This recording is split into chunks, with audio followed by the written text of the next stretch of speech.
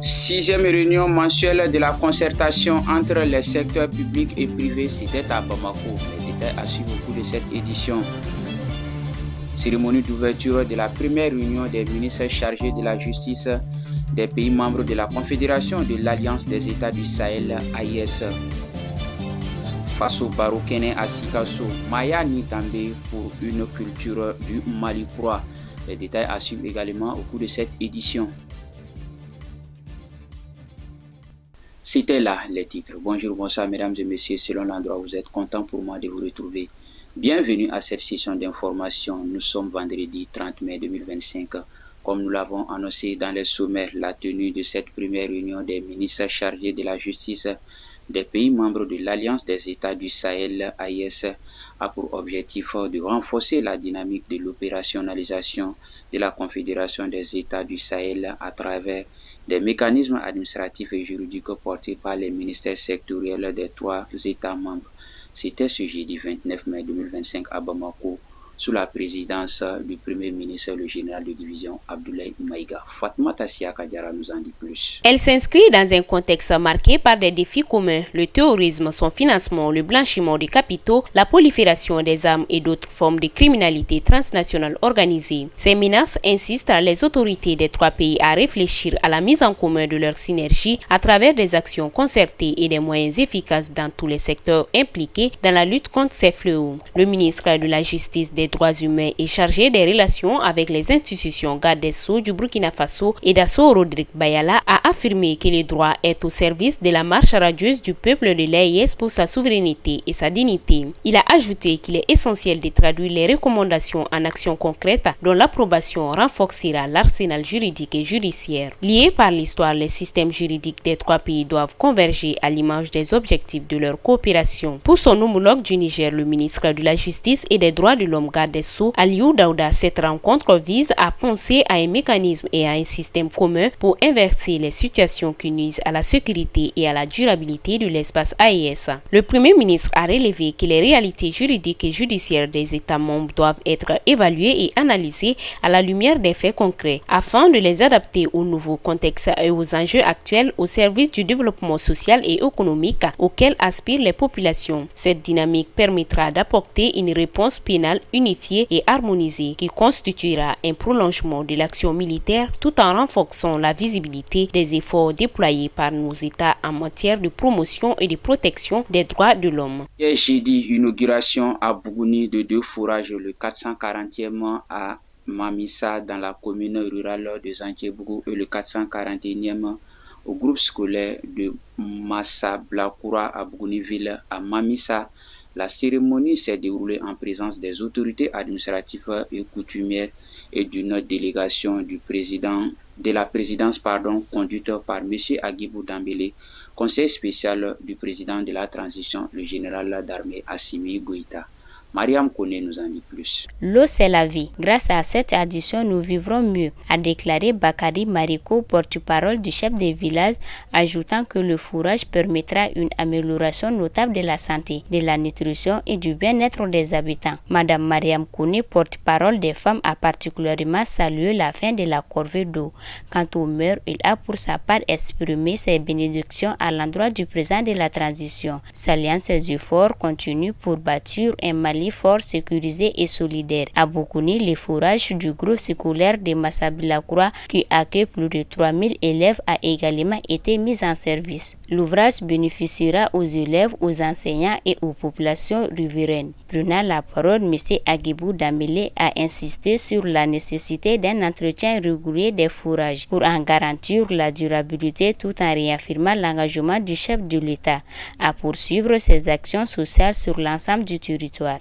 Ces deux inaugurations témoignent de la volonté du président de la transition de faire de l'accès à l'eau potable une priorité nationale. Elle renforce les conditions de santé publique, l'éducation et de cohésion nationale dans les localités concernées. Sur tout autre plan, la priorisation de la satisfaction des besoins fondamentaux des populations à travers l'adoption et la mise en œuvre d'un plan d'action à court terme, l'adoption d'un plan de réforme structurelle de l'économie nationale, la prise en compte des préoccupations du secteur privé par les ministres sectoriels concernés. Tels sont les résultats majeurs engendrés par les réunions mensuelles entre les secteurs publics et privés, dont la 6e s'est tenue ce jeudi 29 mai 2025 à Bamako.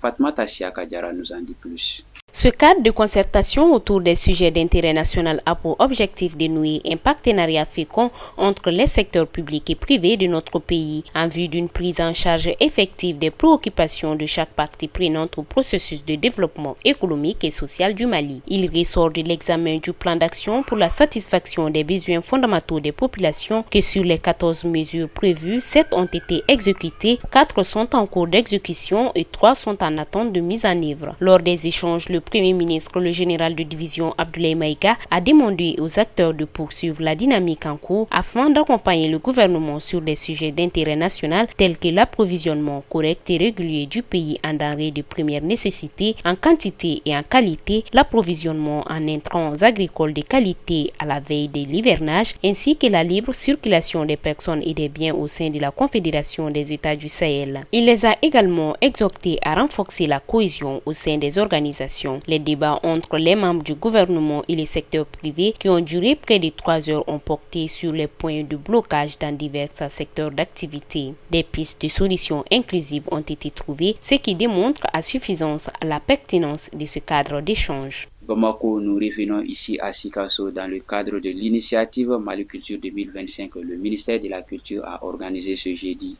ici à Sikasso une causerie débat intitulée Faso Barou Kene, placée sous le thème Mayani Dambe pour une culture du Mali croix. Cette activité visait à sensibiliser les populations tout en les invitant à renouer avec les valeurs culturelles et ancestrales qui fondent l'identité culturelle malienne. Suivant le reportage pour plus de précision. Avec en toile de fond valeurs culturelles et citoyenneté, cette rencontre a été l'occasion d'un partage d'expériences entre acteurs culturels et citoyens. L'objectif principal était d'échanger avec les populations du Kénédougou sur l'importance de la culture dans la construction d'un Mali refondé. Faso Barou Kene, c'est un espace citoyen d'échange, d'interaction entre la vieille génération et la jeune génération. C'est pour montrer à la jeune génération aujourd'hui que vraiment le chemin que nous empruntons n'est pas forcément le bon.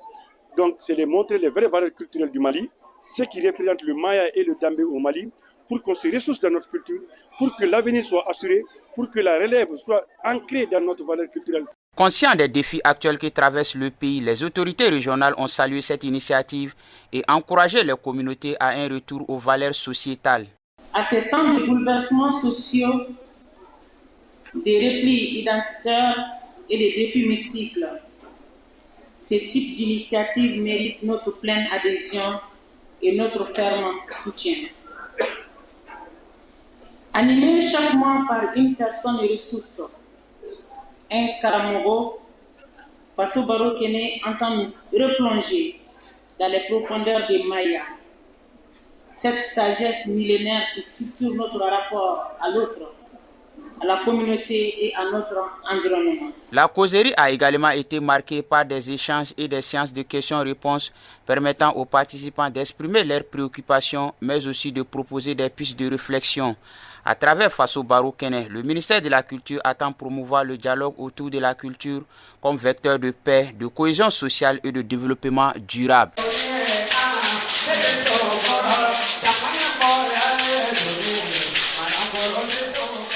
Toujours culture, la journée internationale des musées 2025 a été célébrée ce jeudi à la faculté d'histoire et géographie de l'Université des sciences sociales et de gestion de Bamako sous le thème L'avenir des musées au sein des communautés en constate l'évolution, présidée par M. Mamadou Sissé, conseiller technique du ministre de l'Artisanat, de la Culture, de l'Industrie hôtelière et du Tourisme, M. Mahmoud Dafé. Cette édition a été marquée par une conférence débat enrichissante. Des recommandations clés ont été émergées, soulignant la nécessité pour les musées de s'adapter et d'innover, de s'approprier également les avancées technologiques pour mieux servir les communautés et préserver le patrimoine culturel.